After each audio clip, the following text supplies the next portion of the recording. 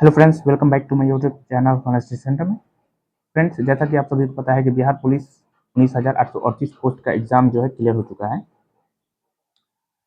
और आज हम लोग इसी एग्जाम्स के बारे में जानने वाले हैं कि कितना cut off expected cut off क्या हो सकता है इस बार, है ना। 19,838 पोस्ट के लिए कट ऑफ कितना जा सकता है, इसकी जानकारी हम आपको वीडियो के माध्यम से पूरा डिटेल में समझा कर बताएंगे कि आखिर कितना जाएगा कट ऑफ बॉयज का और गर्ल्स का।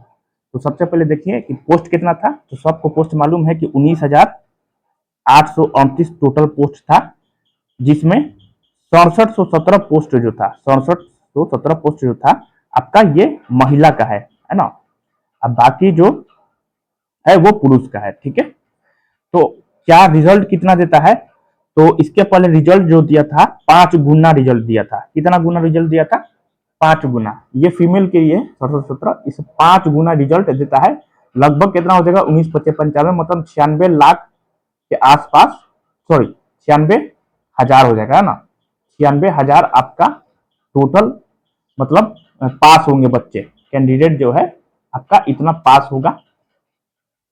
तो ये देखिए, तो इतना लड़का पास होगा। तो इतना लड़का कम नहीं होता है। टोटल कितना एग्जाम दिया था सब? टोटल एग्जाम दिया था सब आपका 16 लाख प्लस, है ना। इतना ही ना दिया था, 16 लाख प्लस ने एग्जाम दिया था। उसमें बच्चों को चुना जाएगा सिर्फ 96,000, ठीक है। तो 96,000 बच्चों को उसमें चुना जाएगा। तो सबसे पहले देखिए कि इस हिसाब से मतलब 96,000 कम नहीं होता है। 96,000 बच्चा पास होगा फिजिकल के लिए, ये तो कम नहीं है, ये डेटा इतना कम नहीं है 96,000, ठीक है। तो सबसे पहले देखिए कि जो एग्जाम जो हुआ है, एग्जाम का पैटर्न था, वो पैटर्न कैसा था? तो पैटर्न था, शुरुआत का जो एग्जाम हुआ है उसमें क्या हुआ था कि एकदम इजी पूछा था, ठीक है। इजी, एकदम इजी था, इजी टू मॉडरेट था। लेकिन बीच में जैसे जैसे टाइम बीतता गया, जैसे जैसे एग्जाम कंडक्ट और दूसरे डेट में हुआ, तो क्या हुआ कि क्वेश्चन का लेवल बढ़ने लगा, मतलब टफ होने लगा, ठीक है। उस हिसाब से देखा जाए तो बहुत ही प्रभाव पड़ने वाला है आपके कट ऑफ पर। चलिए सबसे पहले कट ऑफ देख लेते हैं। बॉयज का कट ऑफ देख लीजिए। तो बॉयज का कट ऑफ में बॉयज हो गया, यहाँ गर्ल्स हो गया, ठीक है। ठीक। तो general category, general category OBC, OBC के बाद आपका ईबीसी और ईडब्ल्यूएस, ठीक है। ईडब्ल्यूएस उसके बाद एससी, उसके बाद एसटी, ठीक है। तो इसमें क्या है कि जनरल कैटेगरी पहले हम बताए हैं कि क्वेश्चंस का लेवल जो था शुरू में था इजी, बाद में क्या हुआ कि एकदम मॉडरेट टू टफ कर दिया, एकदम टफ कर दिया क्वेश्चन, क्वेश्चन का लेवल ज्यादा एकदम हार्ड कर दिया, ठीक है। तो इसलिए कटअप पर बहुत ज्यादा इम्पैक्ट पड़ने वाला है। तो देखिए जनरल कैटेगरी में, जनरल कैटेगरी में अगर आपका मार्क्स 54 से लेकर 58 के बीच में है तो आप निश्चिंत रहिए, आपका आराम से होगा। अगर आपका शिफ्ट जो है, मतलब अगर हार्ड शिफ्ट था इसलिए हम बता रहे हैं 54 से 58, क्योंकि नॉर्मलाइज, नॉर्मलाइज बाबा है अभी, नॉर्मलाइजेशन होगा तो नॉर्मलाइजेशन में एकदम फायदा होगा। क्योंकि नॉर्मलाइजेशन में क्या होता है कि पेपर जो हार्ड होता है ना उसमें नॉर्मलाइज करके इक्वल किया जाता है, बढ़ाया जाता है, नंबर बढ़ा के उसको इजी के हिसाब से लेवल में लाया जाता है।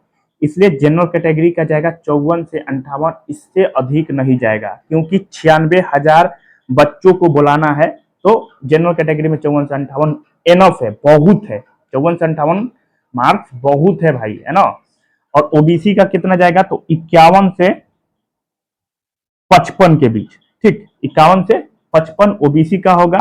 और ईबीसी का जाएगा आपका 48 से, 48 से आपका जाएगा 52 के बीच, ठीक।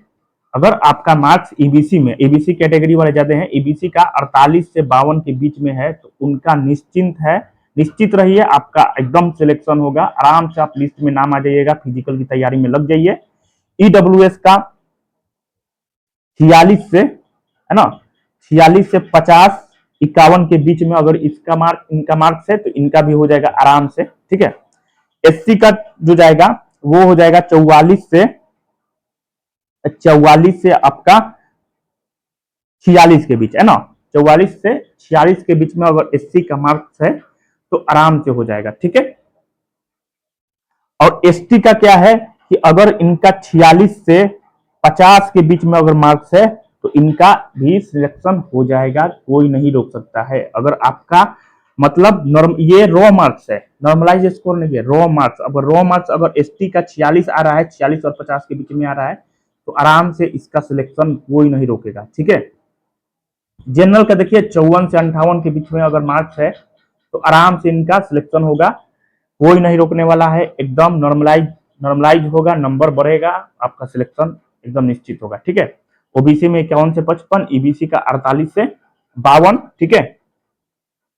ईडब्ल्यूएस का 46 से 51 और आपका एससी का 44 से 46 और आपका एसटी का 46 से 50 के बीच में है, तो सिलेक्शन एकदम होगा, कोई नहीं रोकेगा।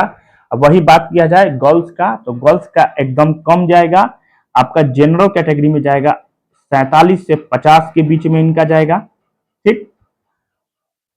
46 से ओबीसी अगर कैटेगरी है तो आपका 46 से 49 के बीच जाएगा। ईबीसी कैटेगरी का कट ऑफ देखा जाए तो इनका गर्ल्स में ईबीसी का जाएगा 42 से लेकर 44 के बीच में जाएगा, ठीक है, ईबीसी में।